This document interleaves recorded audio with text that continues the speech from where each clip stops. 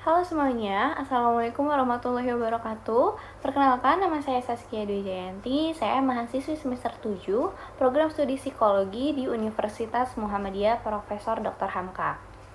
Nah, pada kesempatan kali ini saya akan menerangkan sedikit tentang materi dari psikologi komunikasi.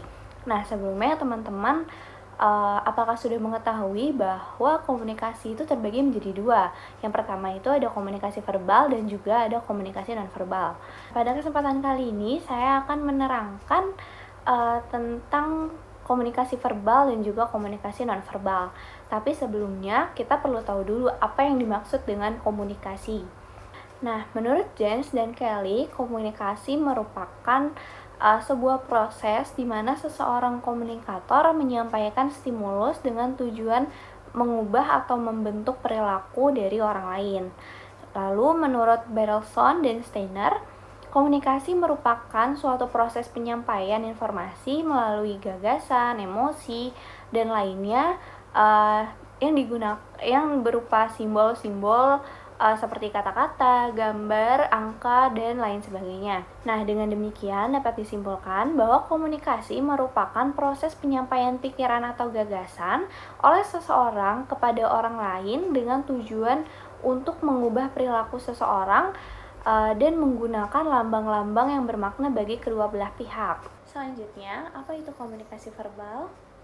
Komunikasi verbal merupakan komunikasi yang menggunakan kata-kata, baik secara lisan maupun secara tulisan. Nah, Suranto mendefinisikan bahwa komunikasi verbal ini sebagai sarana utama untuk menyampaikan pikiran, perasaan, dan juga harapan kepada orang lain. Nah, pesan verbal ini menggunakan kata-kata yang mengimplementasikan berbagai aspek realitas yang ada pada diri seseorang. Nah, kata-kata ini mengungkapkan perasaan dan dapat dikemas dalam dua cara, yaitu secara vokal atau secara lisan dan juga secara non vokal atau secara tulisan. Selanjutnya, apa sih fungsi dari komunikasi verbal? Nah, secara umum ada 5 fungsi dari komunikasi verbal. Yang pertama adalah sebagai penamaan. Nah, penamaan ini digunakan untuk memudahkan mengidentifikasi sebuah benda, objek, tindakan, ataupun orang. Lalu yang kedua ada jalur interaksi dan juga transmisi informasi.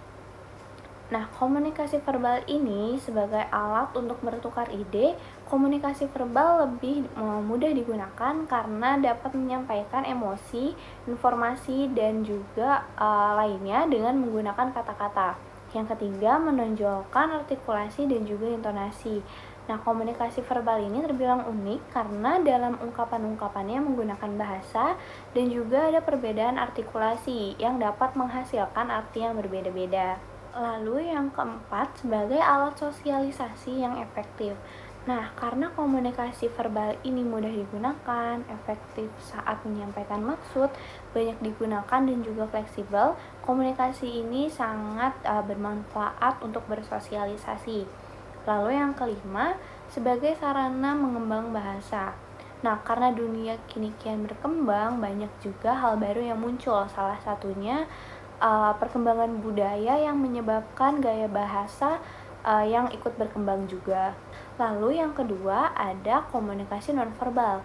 Apa sih yang dimaksud dengan komunikasi nonverbal? Menurut Haryanto, komunikasi nonverbal merupakan proses komunikasi di mana pesan disampaikan tidak menggunakan kata-kata. Nah, dalam penelitian Albert Mehrabian yang menyimpulkan bahwa tingkat kepercayaan diri dari pembicara hanya 7% dari bahasa verbal. Lalu 38% berasal dari vokal suara dan 55% dari ekspresi muka.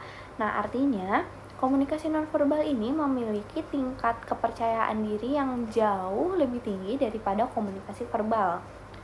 Jadi, dapat disimpulkan bahwa komunikasi nonverbal merupakan komunikasi yang menggunakan seluruh kategori objek bahasa di luar bahasa verbal atau kata-kata, yang berarti menggunakan ekspresi wajah, kontak mata, gerak isyarat, bahasa tubuh, dan lain sebagainya. Nah, selanjutnya ada 6 fungsi umum dari komunikasi nonverbal. Yang pertama, untuk menekankan. Nah, kita menggunakan komunikasi nonverbal untuk menonjolkan atau menekankan beberapa bagian dari komunikasi verbal. Yang kedua, untuk melengkapi. Kita juga menggunakan komunikasi nonverbal untuk memperkuat komunikasi yang dilakukan secara verbal. Lalu yang ketiga, untuk menunjukkan kontradiksi. Kita juga dapat dengan sengaja mempertentangkan pesan verbal yang kita ucapkan dengan gerakan-gerakan nonverbal.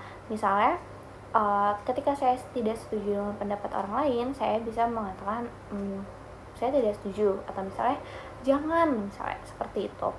Lalu yang keempat, untuk mengatur. Nah, gerak-gerik nonverbal ini dapat mengendalikan ataupun mengisyaratkan keinginan seseorang untuk mengatur pesan verbal. Lalu yang kelima, untuk mengulangi. Nah, kita juga dapat mengulangi atau merumuskan ulang makna dari pesan verbal menggunakan pesan nonverbal. Lalu yang keenam, pesan nonverbal ini bisa juga digunakan untuk menggantikan pesan nonverbal. Misalnya, ketika kita setuju dengan pendapat orang lain, kita bisa mengajukan jempol, atau kita bisa menggelengkan kepala untuk mengatakan tidak, dan kita bisa menganggukkan kepala ketika kita bilang iya. Baik teman-teman, tadi merupakan definisi dan juga fungsi dari komunikasi, komunikasi verbal dan juga komunikasi nonverbal.